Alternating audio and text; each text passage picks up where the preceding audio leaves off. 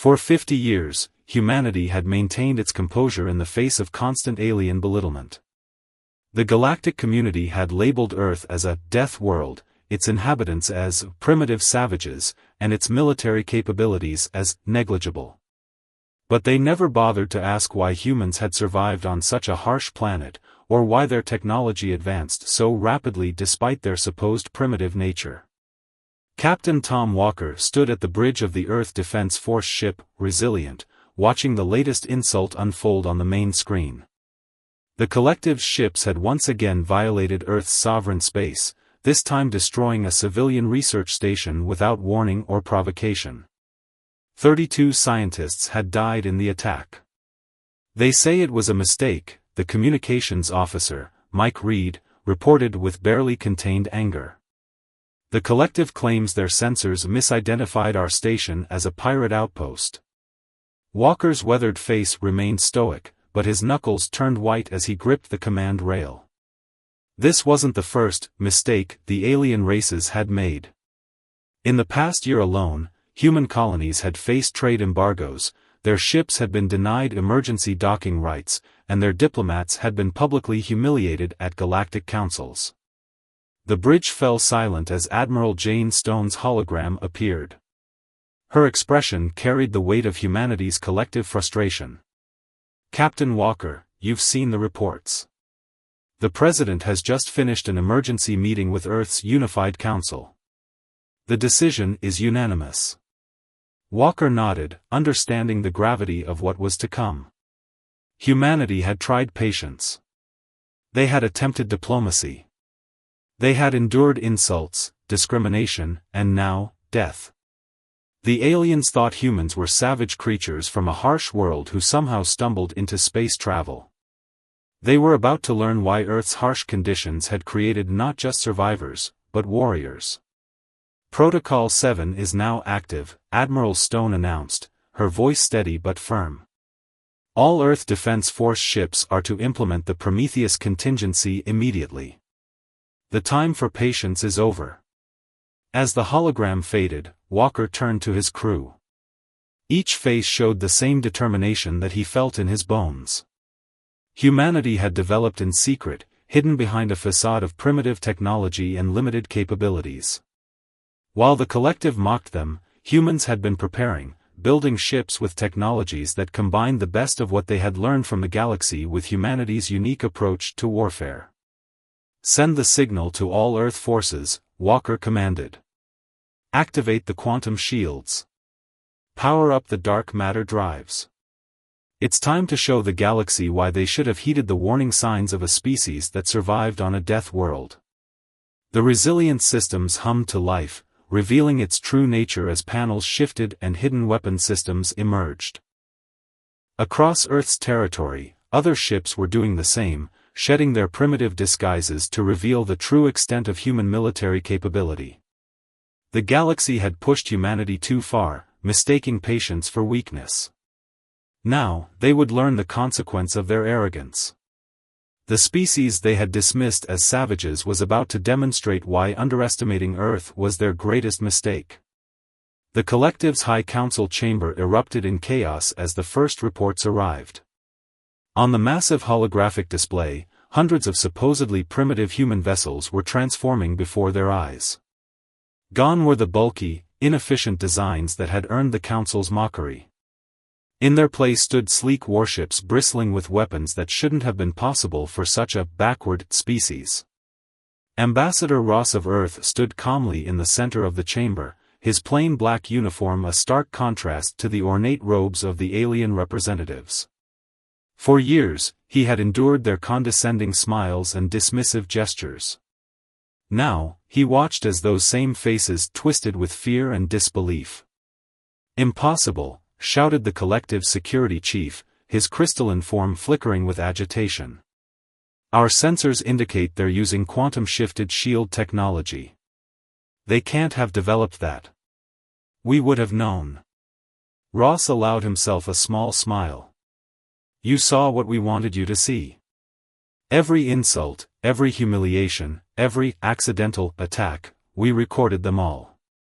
While you were busy mocking our primitive ships, we were studying your weaknesses. The massive screens showed human vessels executing maneuvers that defied the collective's understanding of physics. The dark matter drives, hidden for decades within seemingly crude engine housings, allowed Earth's ships to move in ways that the aliens had deemed impossible.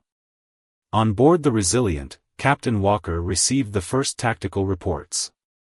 "Sir," Mike Reed called out, "the collective's border fleet is in disarray. They never expected our ships to bypass their shield frequencies. Our first strike has disabled their primary communication relays without a single casualty." Walker nodded, satisfaction evident in his expression. "Begin Phase 2. Target their automated defense platforms. Let's show them what else we've been hiding." Across collective space, hundreds of supposedly primitive human mining vessels suddenly revealed their true nature. Each one housed a specialized EMP weapon, designed specifically to exploit the weaknesses in alien automation that humanity had carefully documented over the years. The council chamber's lights flickered as reports of failing defense systems flooded in. Ambassador Ross stepped forward, his voice carrying across the now silent room. "For 50 years, we studied you. We learned your technologies, found their flaws, and developed countermeasures. You called Earth a death world, never understanding that it gave us something you lack, adaptability." The security chief's crystalline form dimmed in horror as he realized the truth. The humans hadn't just been hiding their capabilities, they had been systematically preparing for this moment. Every trade deal, every technological exchange, every diplomatic mission had been an opportunity for Earth to gather intelligence. "We don't want war," Ross continued, his tone measured but firm. "What we want is respect. The attacks on our people end today. The trade restrictions end today. The mockery ends today. Earth is not your playground, and humanity is not your entertainment." To emphasize his point, a human destroyer appeared through a quantum tunnel directly above the council building, a feat that the collective had deemed theoretically impossible. Its weapons remained powered down, but the message was clear: humanity could strike at the heart of their civilization at any moment. The council members, faced with undeniable evidence of their miscalculation, fell into a stunned silence. They had dismissed humans as primitive because they didn't understand them. They had mistaken patience for weakness, preparation for incompetence, and restraint for inability. As the reality of their situation sank in, the council members began to realize that humanity hadn't just caught up to their level of technology, in many ways, they had surpassed it. The species they had scorned as savages from a death world had turned their own arrogance into a weapon against them. The next 48 hours transformed the galaxy's political landscape. While the collective's leadership scrambled to mount a response, Earth's carefully orchestrated plan continued to unfold. Each revelation of human capability sent shockwaves through alien civilizations that had long dismissed humanity as an insignificant species. On the bridge of the Resilient, Captain Walker watched as another group of collective warships powered down their weapons. They had learned quickly that resistance was futile. Human ships could disable their systems faster than they could target them. "Status report," Walker commanded, his eyes fixed on the tactical display. "Sir," replied Lieutenant Peters from his station, "Operation Shadow Web is 90% complete. Our stealth platforms have mapped every major military installation in collective space.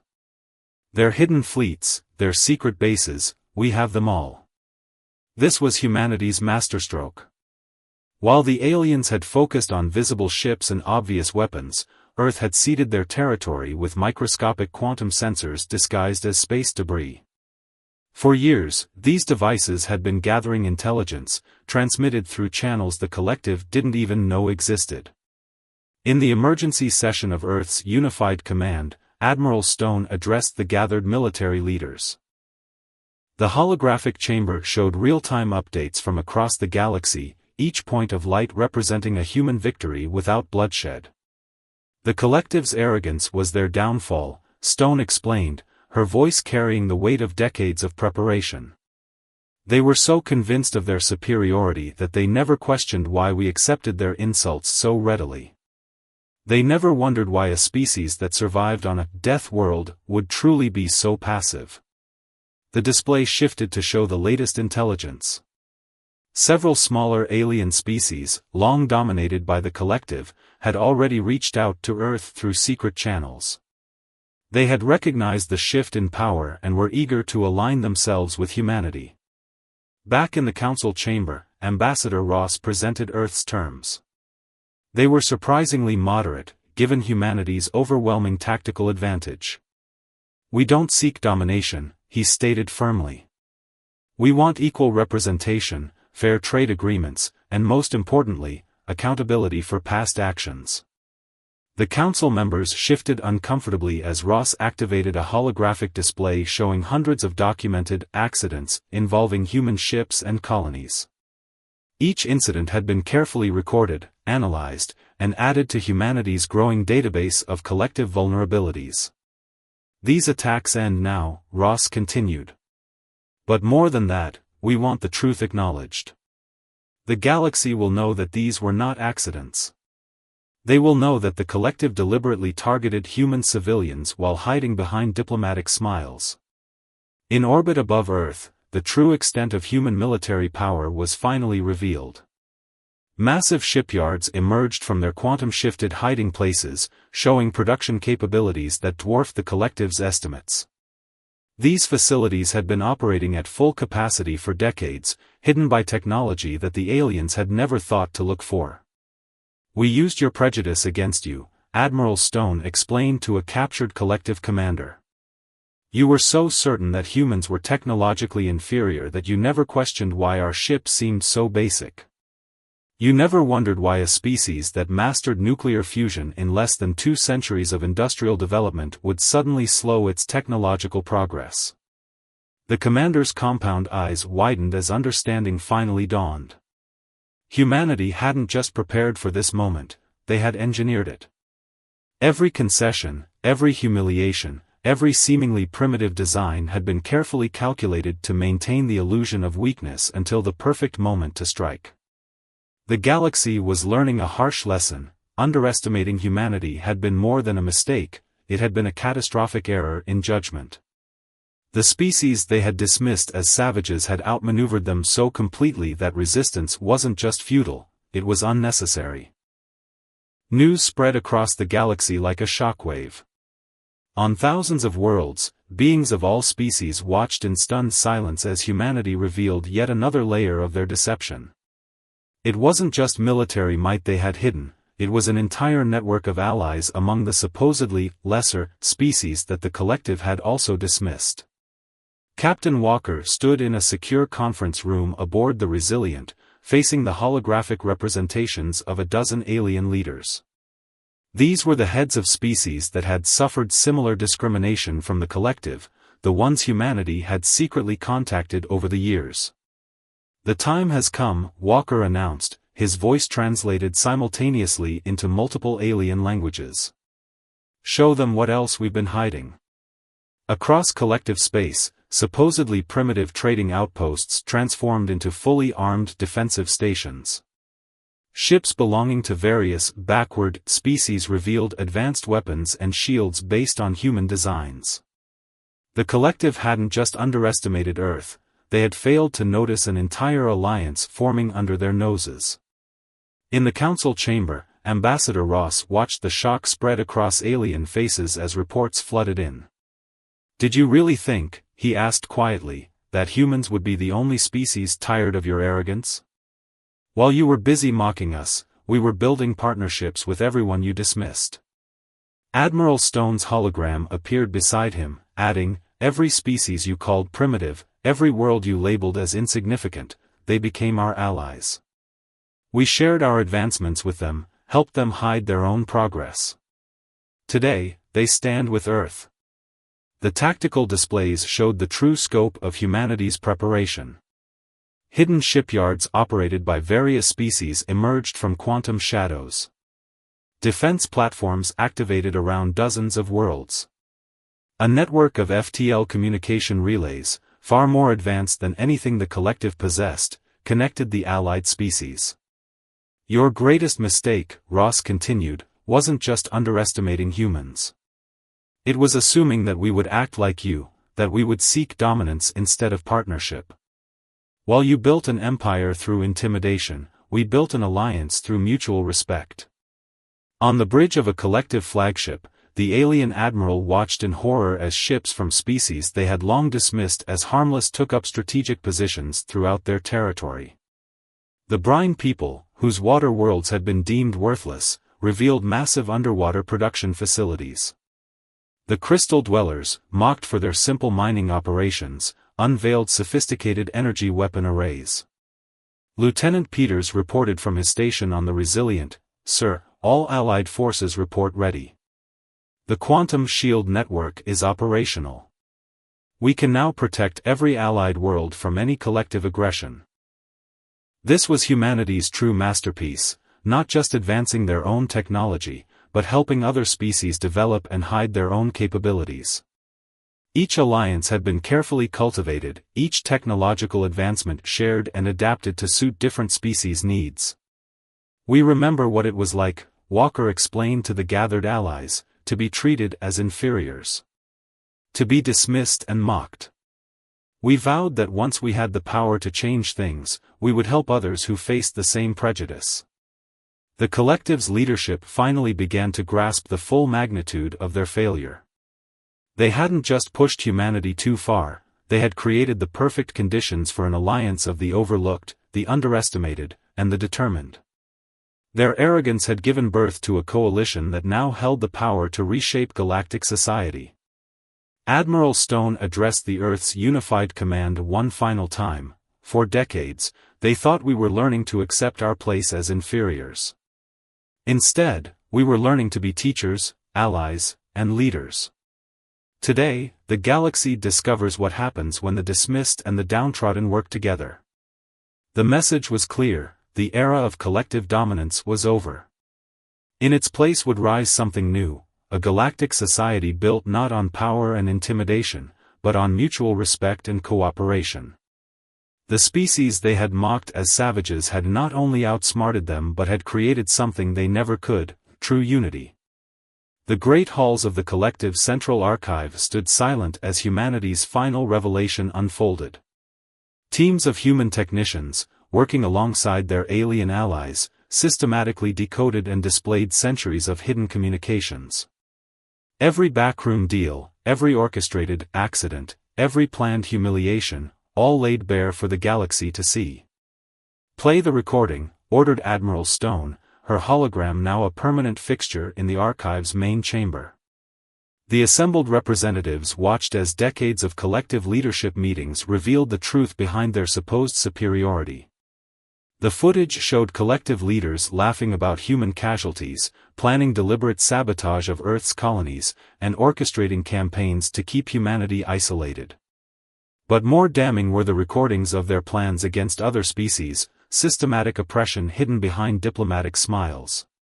Captain Walker, now coordinating from the newly revealed Earth Command Station, Prometheus, received the latest reports from across the galaxy.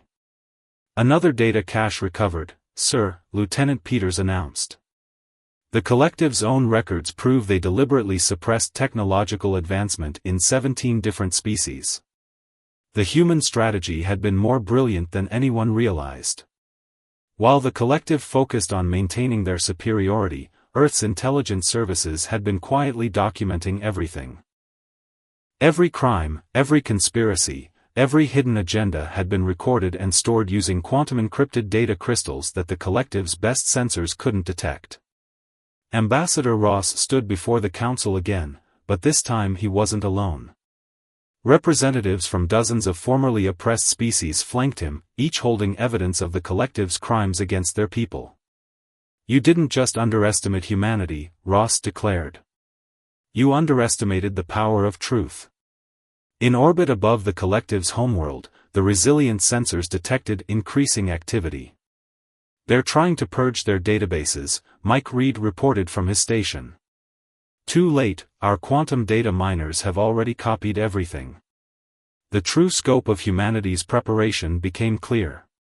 They hadn't just built hidden fleets and developed advanced technology, they had created an unprecedented intelligence network. Every gift of primitive, human technology to the collective had contained hidden quantum processors, recording and transmitting data for years. We learned from Earth's history, Admiral Stone explained to the gathered representatives. Every empire that fell, every tyranny that collapsed, it always started with the truth coming to light. So while we prepared our ships and weapons, we also prepared the most powerful weapon of all, evidence. The collective's leadership watched helplessly as their carefully maintained image of benevolent leadership crumbled. Recordings showed them mocking their own member species, planning economic sabotage of developing worlds, and coordinating the suppression of technological advancement among lesser races. In the heart of Earth's hidden command center, teams of human and alien analysts worked together, sorting through centuries of decoded data. Each revelation strengthened the bonds between the formerly oppressed species, turning old resentments into a shared purpose. The collective didn't just fear our military strength, Walker explained to a group of allied commanders. They feared this moment, when their lies would be exposed, and their victims would unite. That's why they worked so hard to keep species isolated from each other, to prevent exactly what we've achieved. The galaxy watched as humanity's final masterstroke played out. The species they had dismissed as savages had not only outmaneuvered them militarily but had also ensured their downfall through the simple act of revealing the truth. The collective's power had always been built on lies, manipulation, and the careful management of information. Now, those foundations were crumbling. Admiral Stone's voice carried across the command center. For centuries, they called us primitive because we still fought wars, still had conflicts. They never understood that our history of conflict taught us the most important lesson of all: true peace can only be built on truth and justice, never on lies and oppression. The message spread across the galaxy: the age of secrets was over. Humanity had not just defeated the collective, they had changed the very nature of galactic society. The species they had mocked as barbaric had given the galaxy something it desperately needed: accountability. 1 week after humanity's revelations began, the galaxy witnessed something unprecedented. The Grand Chamber of the former Collective Council, once a symbol of oppression, now hosted representatives from every spacefaring species. But this time, they sat as equals. Captain Walker stood at the entrance, watching as former enemies and allies alike filed into the chamber.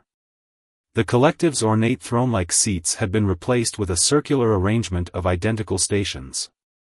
No species would sit above another ever again. "It's time," Admiral Stone announced, her hologram materializing at the center of the chamber. "Today, we begin building something new. Not an empire, not a collective, but a true federation of equals." The evidence of the collective's crimes had shattered the old power structure, but humanity had been preparing for this moment too. From hidden databases emerged detailed plans for a new form of galactic governance, one built on principles learned from Earth's own troubled history. "We didn't spend 50 years just developing weapons," Ambassador Ross explained to the assembled representatives. "We studied every failed empire, every successful alliance, every lesson our species learned through millennia of conflict and cooperation. We prepared not just for victory, but for peace." Lieutenant Peters coordinated with allies across the galaxy as the new system came online. The quantum communication network, once used to gather intelligence, now connected every member world in real time. Technology that had been used for surveillance was repurposed for transparency and cooperation.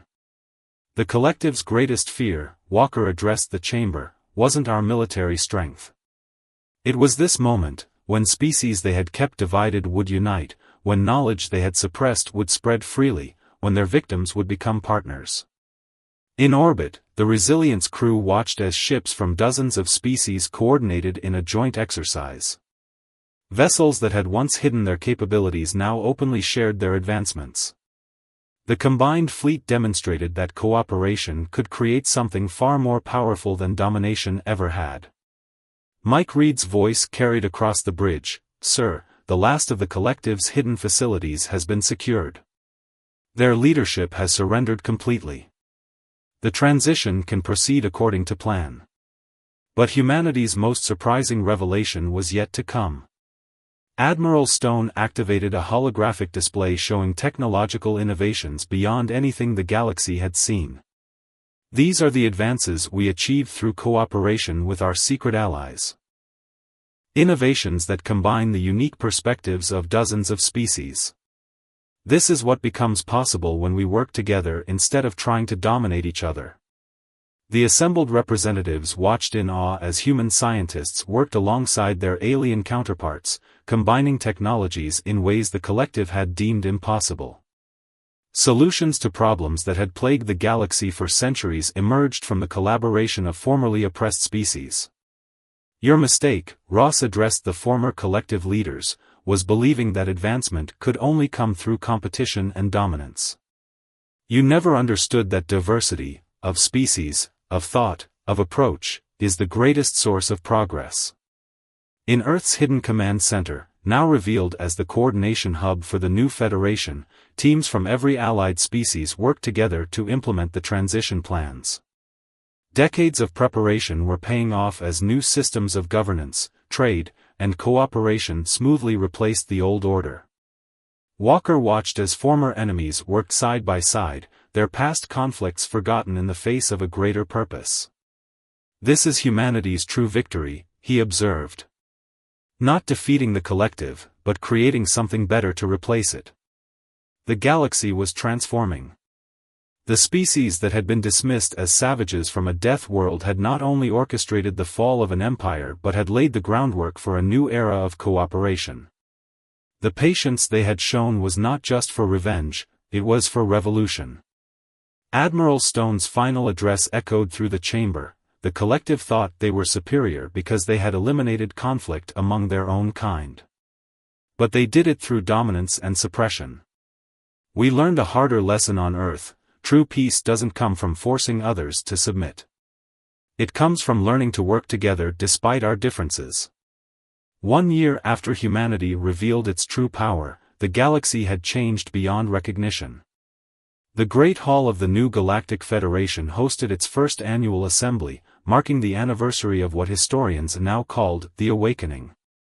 Captain Walker, recently promoted to Admiral, stood at the observation deck of the Resilient, watching ships from 100 worlds moving in perfect harmony through the space around Earth. The planet that had once been mocked as a death world had become the heart of the most powerful alliance the galaxy had ever known. Final report from the integration teams, Lieutenant Peters, now a captain himself, announced. "The last of the collective's suppressed technologies has been shared with all member worlds. The knowledge they hoarded for centuries is now freely available to everyone." Ambassador Ross, addressing the assembly, reflected on the journey that had brought them here. 1 year ago, we showed the galaxy that humanity's patience had limits. Today, we show them why we waited so long. It wasn't just about preparing our weapons or gathering intelligence. It was about being ready to build something better. The main display showed statistics that would have been unbelievable just a year earlier. Worlds that had been kept in artificial poverty were now thriving. Species that had been blocked from advancing were making breakthrough discoveries. The combined scientific knowledge of dozens of cultures had solved problems that had plagued the galaxy for millennia. The collective's greatest crime, Admiral Stone declared from her position at the Federation Council, wasn't their oppression or their violence. It was their waste, the waste of potential, of knowledge, of cooperation. They could have had all of this centuries ago if they had chosen to work with other species instead of trying to rule them. In orbit above formerly restricted worlds, research stations now hosted scientists from every member species. The quantum communication network, once used for surveillance, had become the foundation of the largest scientific and cultural exchange in galactic history. Mike Reed, coordinating communications from Earth Command, reported success after success. Diseases that had devastated worlds for generations were being cured. Energy crises that had limited development were being solved. Environmental damage was being reversed through the application of combined technologies. But our greatest achievement, Walker addressed the assembled representatives, isn't the technology we've shared or the problems we've solved. It's the trust we've built. Former enemies now work together. Old rivalries have been replaced with cooperation. The galaxy has learned that we are all stronger together. The former collective leaders, now working alongside species they had once oppressed, had learned the hardest lesson of all. True power didn't come from domination, it came from cooperation. The very diversity they had tried to suppress had become the galaxy's greatest strength. Admiral Stone activated a holographic display showing the next phase of development. Plans for joint exploration missions, combined scientific projects, and cultural exchange programs filled the screen. This is humanity's gift to the galaxy, she explained. Not our weapons or our technology, but our experience. We learned on Earth that progress comes not from conquering our differences, but from embracing them. In the heart of Earth Command, Walker stood with representatives from dozens of species, watching as the first joint expedition prepared to explore unknown space. The fleet comprised ships from every member world, each contributing their unique strengths to the mission. They called us savages, Ross reflected, because we came from a world that forced us to adapt and grow stronger. They never understood that those challenges taught us the most important lesson of all, the value of working together to overcome adversity. The galaxy had learned that humanity's patience hadn't been a sign of weakness, it had been a demonstration of wisdom. The species they had dismissed as primitive had understood something the collective never had: true civilization isn't built on power over others, but on power shared with others. As the combined fleet departed on humanity's first official mission as part of the Federation, Admiral Stone's final words echoed through the chambers: the galaxy felt the consequences of humanity's patience not through destruction, but through transformation. We didn't just end an empire, we built a future. And this is just the beginning.